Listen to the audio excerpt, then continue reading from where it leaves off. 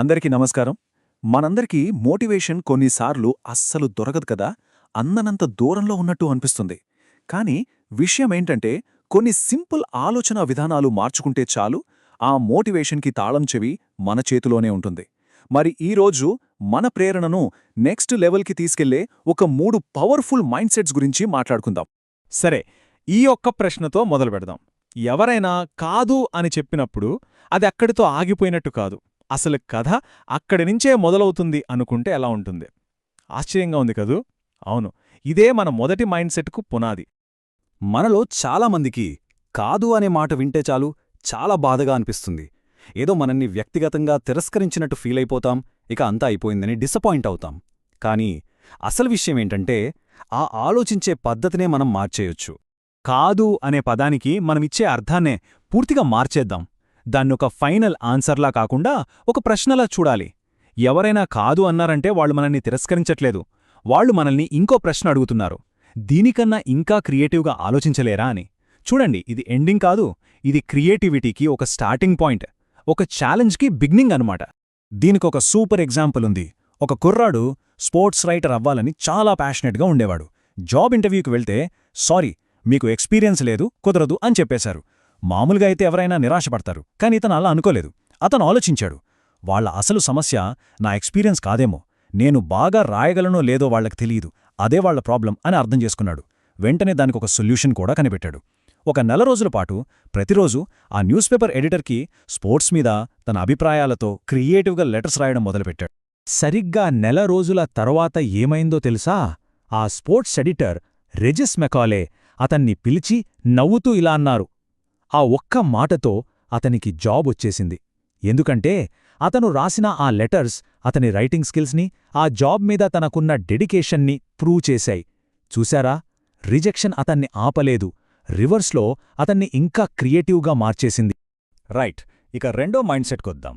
మనలో చాలామందికి కొన్నిసార్లు ఎందుకో తెలియకుండానే చాలా డ్రైన్డ్గా, ఎనర్జీ లేకుండా అనిపిస్తుంది. ఏ పని చేయాలన్నా మూడుండదు.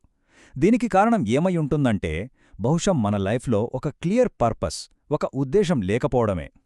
ఒకసారి ఆలోచించండి, ఒక క్లియర్ పర్పస్ అంటే ఒక లక్ష్యమున్న రోజుకి, ఏ లక్ష్యం లేని రోజుకి ఎంత తేడా ఉంటుందో. ఒక పర్పస్తో ఉన్నప్పుడు మనలో ఎనర్జీ, ఫోకస్, ఒక రకమైన సూపర్ హ్యూమన్ స్ట్రెంగ్త్ ఉంటాయి.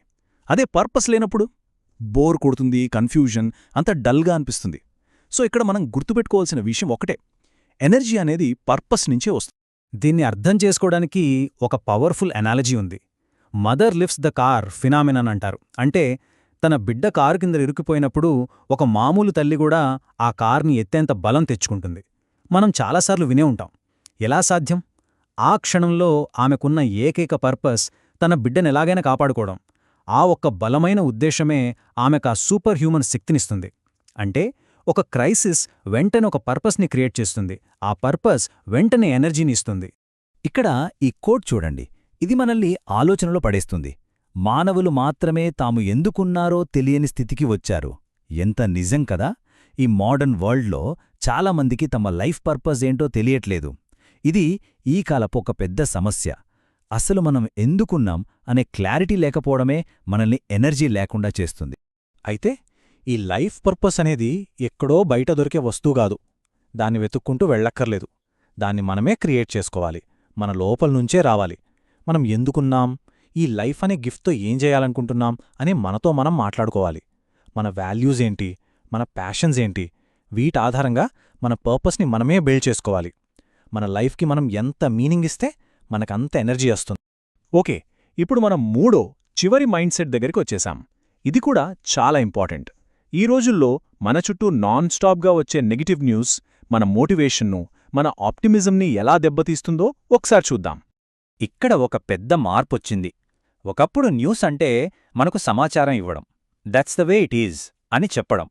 కానీ ఇప్పుడలా కాదు. ఇప్పుడు న్యూస్ లక్ష్యం మనల్ని ఇన్ఫార్మ్ చేయడం కంటే మన ఎమోషన్స్ని స్టిమ్యులేట్ చేయడం, అంటే మనల్ని రెచ్చగొట్టడం. అందుకే షాకింగ్ న్యూస్కి, నెగటివ్ కథలకి ఎక్కువ ప్రాధాన్యమిస్తారు. దీనివల్లేమవుతుందంటే మనం రోజంతా ఒక ఎమోషనల్ రోలర్ కోస్టర్లో ఉంటాం. ఇది మన ఎనర్జీని మొత్తం పీల్చేస్తుంది.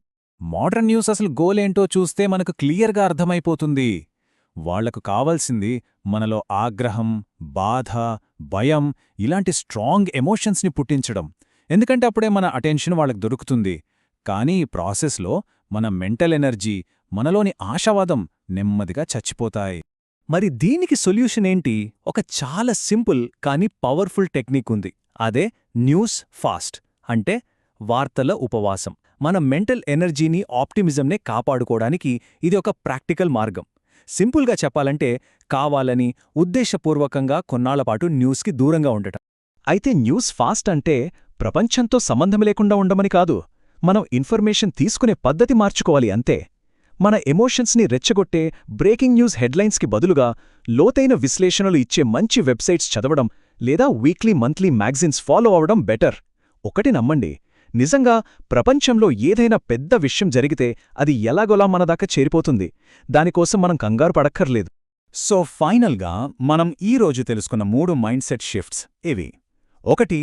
రిజెక్షన్ని ఒక ప్రశ్నలా చూడటం. కాదు అంటే ఇంకా క్రియేటివ్గా ఆలోచించు అని అర్థం చేసుకోవటం. 2.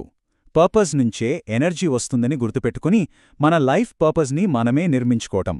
ఇక 3. మన ఆప్టిమిజంని కాపాడుకోవడానికి ఒక న్యూస్ ఫాస్ట్ చేయడం. ఈ 3 మార్పులు కనుక మనం పాటిస్తే మన మోటివేషన్ లెవెల్స్ ఖచ్చితంగా మారిపోతాయి. మరి ఈ 3 మైండ్ సెట్ షిఫ్ట్స్లో ఏది మొదట ప్రయత్నిస్తే బావుంటుందనిపిస్తోంది? ఒక్కసారి ఆలోచించండి. ఆ ఆలోచనే ఒక మంచి మొదటి అడుగు. గుర్తుపెట్టుకోండి, ఒక చిన్న మార్పుతోనే పెద్ద ప్రయాణం మొదలవుతుంది.